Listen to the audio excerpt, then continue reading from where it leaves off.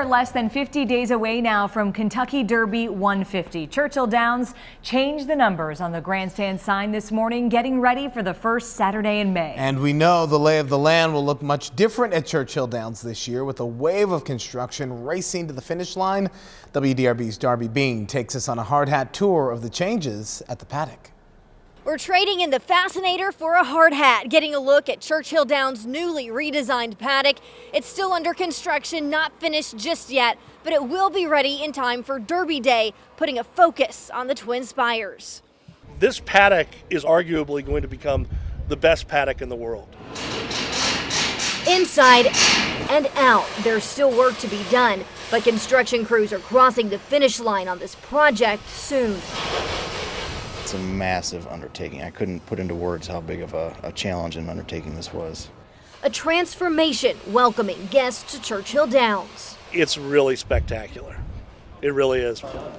The plans for this project mixing pieces from the 1800s with today.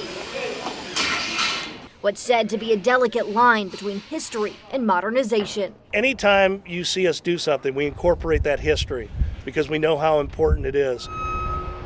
While each derby has its own place in history, this one, from the massive construction to carefully changing the numbers on the grandstand sign by hand, marks a milestone century and a half. This year it's extra special being that 150 milestone. You only go through it once. As the numbers change, so too does the layout of the paddock. I think it puts the Twin Spires back in focus. Exclusive areas like Club SI on one side and the Paddock Club on the other are coming to life. The Paddock Club, even with a tunnel into the center of what's sure to be a bustling space come Derby Day. The project is expected to be turned over to Churchill Downs for finishing touches by opening night next month. This paddock project has a price tag of $200 million.